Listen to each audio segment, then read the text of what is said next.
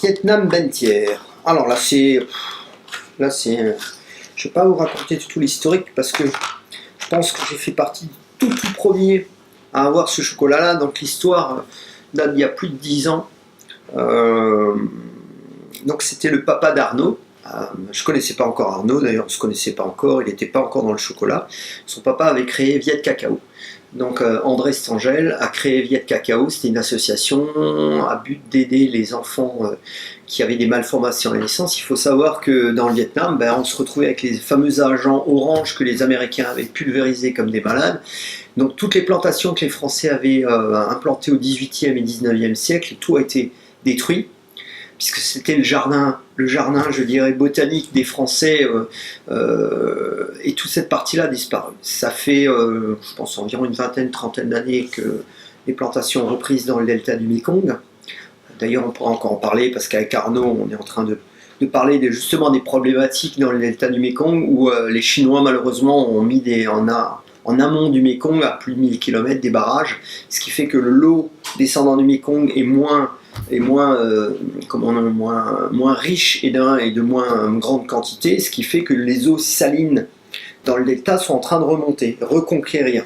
Et comme c'était le jardin, c'est quand même le jardin du Vietnam sur lequel énormément de plantations, pas seulement du cacao, mais énormément d'arbres fruitiers, de tout, et commence à avoir les premiers problèmes parce que l'affluence d'eau salée remontante, puisqu'il n'y a plus cet équilibre entre eau douce et eau salée, puis que il y a des territoires qui risquent de se retrouver. Donc on ne sait pas, peut-être dans quelques années, ce chocolat n'existera peut-être plus, on sera obligé, d'ailleurs on commence déjà à rechercher un peu plus en amont, on est en train d'anticiper, donc comme quoi le chocolat, et quand on a la connaissance du terrain, nous oblige des fois à commencer à rechercher ailleurs, toujours au Vietnam, donc on est en train de sourcer, en train de travailler là-dessus, il y a des choses qui vont arriver, très intéressantes, on va les goûter prochainement.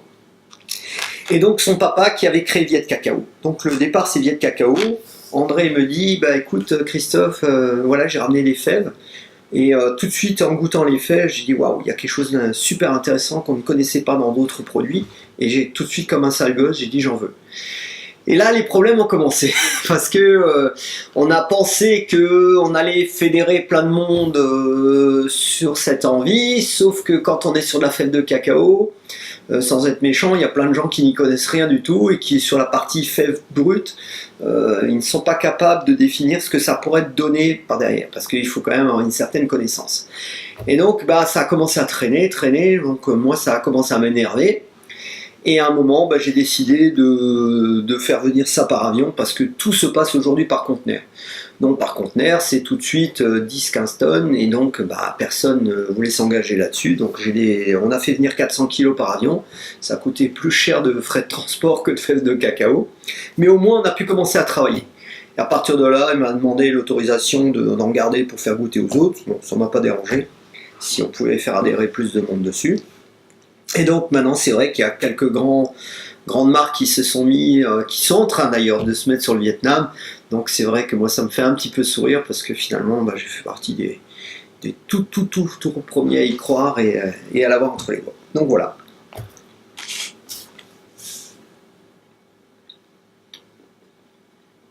Alors là c'est très intéressant parce que Cholam, dont j'ai parlé avant, est à même pas quelques kilomètres. Donc on est sur les mêmes variétés, le même type de sol, et là on est sur autre chose. Ça c'est la fermentation. Donc là c'est très frais, c'est très vif, c'est un savant mélange d'équilibre entre fraîcheur, un côté épicé parce qu'il y a du retour, la note de cacao vient seulement après.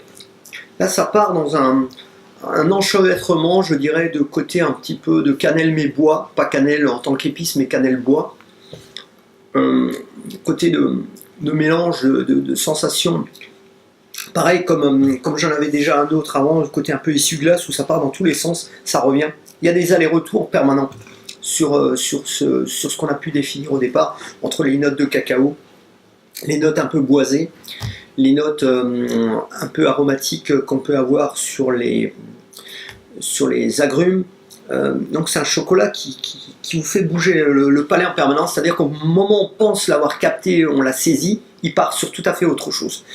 Et par définition, j'ai eu l'occasion de goûter par des gens qui fermentent sur place, dont je tairai le nom, je dirais, qui soi-disant font un très beau travail, et là c'est la catastrophe totale, parce que là je suis tombé sur du chocolat absolument épouvantable, mal travaillé, mal torréfié, voilà, enfin des choses qui sont aux antipodes de ce que je recherche moi et de ce que j'aime, voilà, ce que j'ai envie de partager.